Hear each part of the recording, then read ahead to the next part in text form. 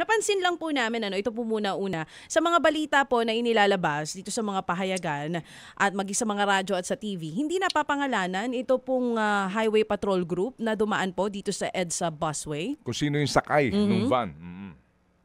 Yes sir, tama po kayo dyan muli sir, no? Sa status po ng ating pong nangyari last February 7, 2025 na kung saan nga po ay inihingi po ulit namin ng kaalaman ng ating pong mga publiko na ongoing po ang ating pong investigasyon na itinalaga po ng ating pong butihing Director Police Brigadier General SRP Mata para magbigay daan din po sa anong pang bagay. Gayong yung pagpapangalan po dito po sa ating mga nasasangkot po doon sa video ay karapatan din naman po nila yung tinatawag po nating presumption of innocence itong mga to.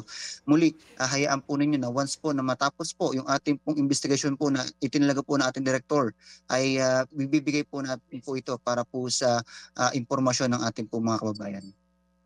Okay, so sinasabi po ng spokesperson ng HPG, so meron pang due process, nag-iimbestiga pa.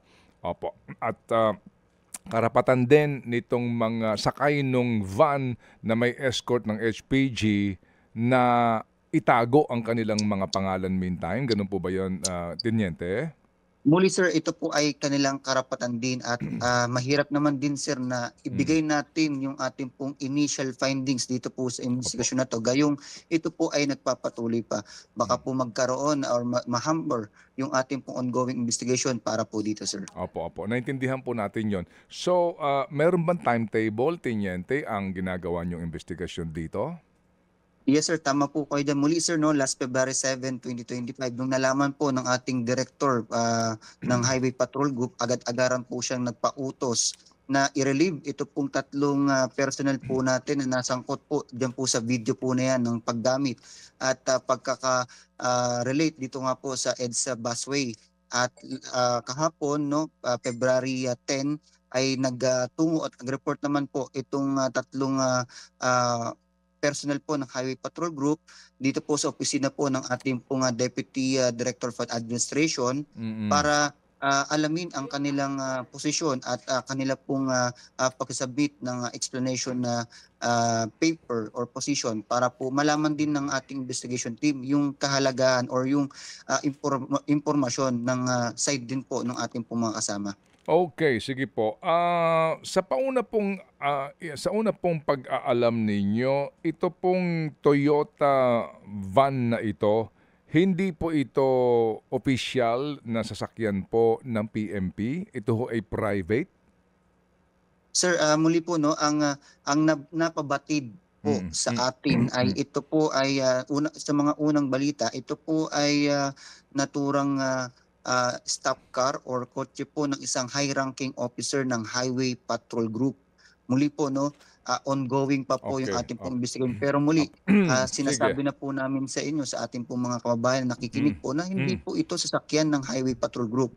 At yung motorsiklo na pinag-drive po ng ating pong mga Highway Patrol officers, yun po ang talaga pong sa atin. Muli po, no, doon po sa video na umiikot po sa ating social media, nililinaw lang po natin para po sa ating mga nakikinig. No?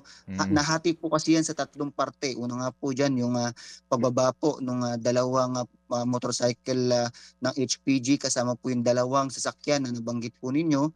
At yung isa naman pong insidente ay yung doon naman po sa isang naka-embahada po na naka-base po dito po sa ating bansa. At ikatlo naman po yung pagpunta po ng isang highway patrol officer po natin na nananawagan at nakikiusap doon po sa mga tropa po natin ng DOTR. Muli, sir, para po sa ikalilinaw po ng lahat, yung kanya pong actions no ay hindi po nagre-representa sa official stance ng ating Highway Patrol Group. That's duly noted, Teniente, no? Wala na ho kayong dapat ipaliwanag doon. That's duly noted. Gusto ko lang pong medyo makakuha lang po ng ilang detalye dito. So sa video, yung dalawang escort na HPG talaga yon. Yes sir, opo. Na-verify po yan sir na talagang Highway Patrol Group. Sige, ang pagtatalaga ninyo ng mga escort, no? Kung kayo'y mag-escort sa sino mang VIP, di ba dapat yan, may commander yan sila, di ba? Dapat yan may autorisasyon, right?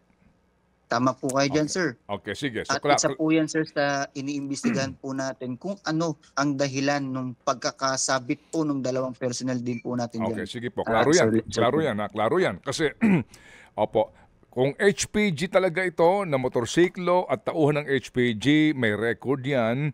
Kung tama yan, kung legal yan, meron yung authorization. Okay, that's fine. That's one, no?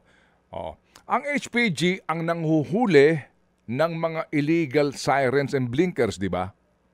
Tama po kayo dyan, sir. Okay, sige. So, kung itong dalawang HPG na ito, na totoong mga pulis ng HPG, tapos ang kanilang ine-escortan ay isang van na Toyota na kulay puti at may backup pa sa likod na I think Innova yung kanyang nasa likuran na sasakyan. Na, ano, pareho itong may blinker eh.